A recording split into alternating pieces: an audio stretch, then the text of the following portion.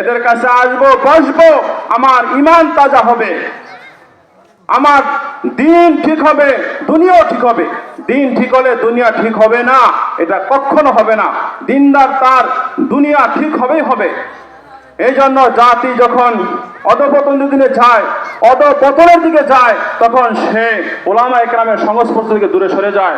মুহতারাম হাজিরিন, আজকে দিনের মাহফিলগুলোয় মানুষ কম, যাত্রা গান সেখানে বেশি। এটা আমাদের বদনসিব।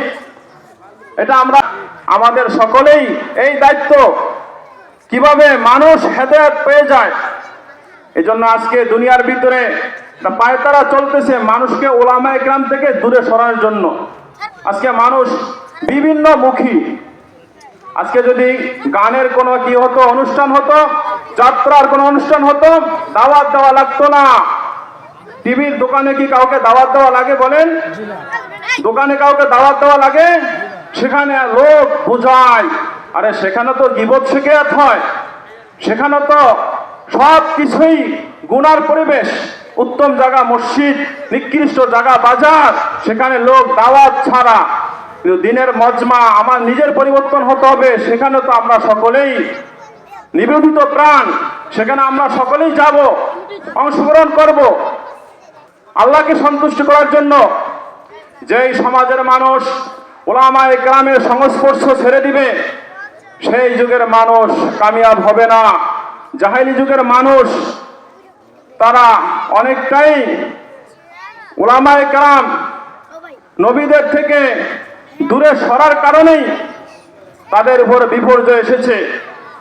আমাদের উপরও যে বিপর্যয় আসতেছে বা এসেছে, এটা হলো আমরা উলামা ইকরাম থেকে দূরে, উলামা ইকরাম থেকে যখন মানুষ দূরে সরে যাবে, তখন বিভিন্ন বিপর্যয় আসবে, মুসিবত আসবে।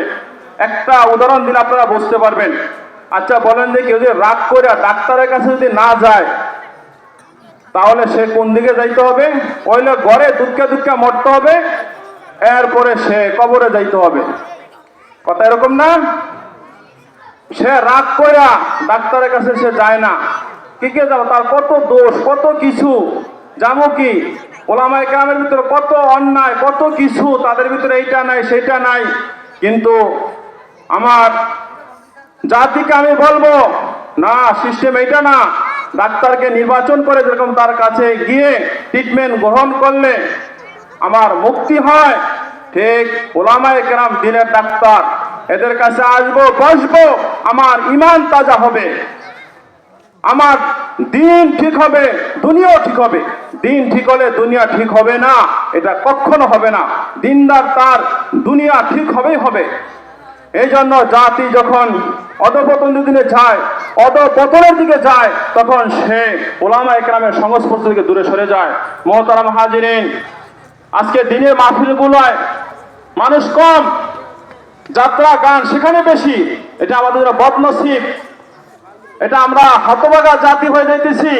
এই জন্য আমি সকলকে অনুরোধ করব, এখানে আমাদের দুইজন মেহমান এরা আমাদের এখানে উপস্থিত হয়েছেন, তাদের এলমি দক্ষতার কথা বলতে গেলে তারা যেহেতু সামনে আছেন, আমার জন্য শোভা পায় না। আমি নিজেও কোনো এলমি বিষয় আমি নিজে যখন আমি না পারি, তখন আমি সেই হুজুরের কাছে, শ্রদ্ধেয় হুজুর মুফতি আব্দুল করিম সাহেব হুজুর, আমি তার কাছে জিজ্ঞেস করি, অনেক কিছু জিজ্ঞেস করি।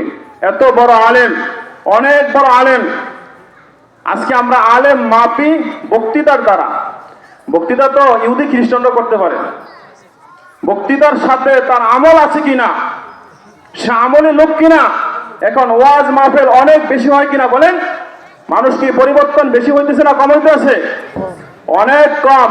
এখন তো ওয়াজ মাহফিল দলাদলি করে হয়, রাজনৈতিক ভাবে হয়, বিভিন্ন দলের লোকেরা ওয়াজ মাহফিল করে, সেখানে তারা খায়, ফুর্তি করে, অনেক কিছু করে, কিন্তু ফজর নামাজও আসে না। এরকম আছে কি নাই বলেন? এই ওয়াজ মাহফিলে টাকা দিয়ে করে, কিন্তু ফজর নামাজও আমার পড়লাম না, অনেকে এশার নামাজও পড়ে না। তাহলে হেদায়েতটা আসলো কোথায় বলেন? এরকম ওয়াজ তো এখন ওয়াজের সিজন চলতেছে। এই ওয়াজ দ্বারা পরিবর্তন হবে না জাতি। আমাদের ওয়াজ কালাম যা আছে সবকিছু দিন জিন্দা করার জন্য, পরিবর্তনের জন্য। যেন আমাদের এখানে যে দুজন মেহমানকে আমি দাওয়াত দিয়েছি, আলহামদুলিল্লাহ তাদেরকে সামনে বলা উচিত না, হ্যাঁ, তারা অনেক বড় আলেম, কোরআন হাদিসে অনেক জ্ঞান রাখে। তারা আপনাদের সামনে কথা বলবেন, নসিহত করবেন, মনোযোগ সহকারে হেদায়েতের নিয়তে আমাদের শুনতে হবে, তাহলে আমরা পরিবর্তন হব। পরিবর্তন হলে আমাদের লাভ না আল্লাহর লাভ? বলেন দেখি, একটু জোরে বলেন না। এগুলো সব কিন্তু ভিডিও হইতে আছে, ক্যামেরা হইতে আছে। আরে কোন ক্যামেরা? দুনিয়ার ক্যামেরা না, এটার কথা বুঝাই নাই।